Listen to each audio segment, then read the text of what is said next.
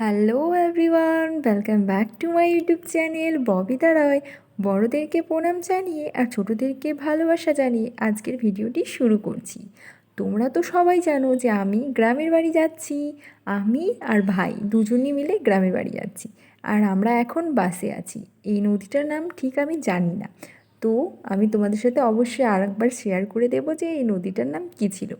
আর এখন আমরা ক্যানিং থেকে নেমে বাসে করে যাচ্ছি।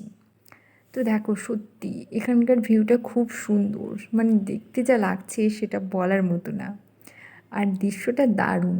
যখনই আমি এদিক দিয়ে মানে এই বাসে বা অটোতে বা ম্যাজিক গাড়িতে যাই, আর দৃশ্যটা দেখতে যা লাগে না। আর দেখো কত সুন্দর লাগছে দেখতে, তাই না? এরকম দৃশ্য দেখতে সবারই ভালো লাগে। আর আমি চলে এসেছি গ্রামের বাড়ি। সর্বপ্রথম বাড়িতে ঢুকেই আমি ঘাট দেখতে চলে এসেছি, কারণ আমাদের পুকুরে ঘাট বানানো হয়েছে। ঘাট, ঘাট না ঘাট আমি জানি না, কনফিউজ। তো ঘাট বানানো হয়েছে, সেটাই আমি দেখে নিলাম। আর এখানে তোমাদের সাথে ভাইয়ের মোড়ক, ফাইটার মোড়ক সব শেয়ার করলাম একটু। এই দেখো, এই সব ভাইয়ের, এগুলো ভাই নিয়ে এসেছে। আরও অনেক আছে, তোমরা যদি দেখতে যাও অবশ্যই কমেন্ট করে জানিও, তারপরে আমি দেখাবো, না হলে তার আগে আমি দেখাবো না। আর এখানে ঘাটটা দেখো খুব ভালো হয়েছে। এখনও সব কাজ কমপ্লিট হয়নি, দেরি আছে, শুধু সিঁড়িটাই করা হয়েছে। আর এখানে মা মাছ কাটছে, চিংড়ি মাছ আর ওই যে কী মাছ ওটা আমি জানি না। আর এখানে দেখো কত সুন্দর দৃশ্য, তাই না? দেখে মানে মন ভরে যায় সত্যি। আমি তো মানে একদিক থেকে খুবই লাকি যে হ্যাঁ, আমার এমন জায়গায় বিয়ে হয়েছে যেখানে আমি একটা শহরেও বাড়ি পেয়েছি আর একটা গ্রামেও বাড়ি পেয়েছি। তাই আমি খুব খুশি, আর এমন একটা দেওর পেয়েছি। দুজনে মিলে আমরা খুব মজা করি যখনই একসাথে থাকি। ভাই এখানে স্নান করছে, আমি তাকে বলছিলাম যে সেভাবে সাঁতার কাট না, ভিডিও করি একটা। ও করবে না, লজ্জা পাচ্ছে। তারপরে এখানে আমি রান্না করেছিলাম পটল আলু মিক্স করে ওই মাছ দিয়ে। তো এখানে দেখতে পাচ্ছ, আর করেছিলাম ভেন্ডি সেদ্ধ, অনেক কিছুই রান্না করেছিলাম।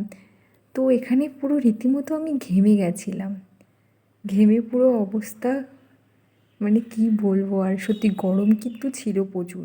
তারপর সব বাসনপত্র এখানে আমি মেজে নিয়েছিলাম, লাস্টে দুটো লাহি বেঁচে গেছিলো, তাই লাহি পরিষ্কার করার সময় ভিডিও বানিয়ে নিয়েছি।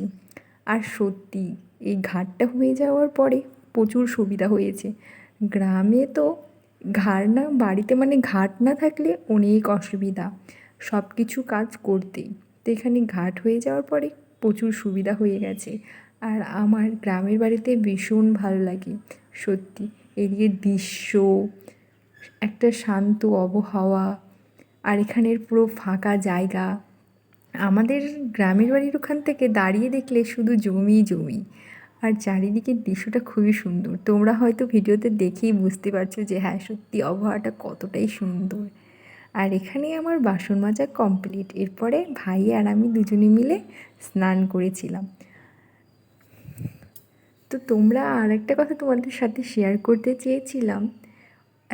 কয়েকজন দিদিভাই কমেন্ট করেছিলেন, তো ওগুলো বলতে চেয়েছিলাম, কিন্তু এখন বলবো না। ওগুলো আমি একটা ভিডিও নিয়ে আসবো, যে কেমন ধরনের কমেন্ট করেছে, খারাপ না ভালো, তাদেরকে আমি অ্যান্সার অবশ্যই দেব।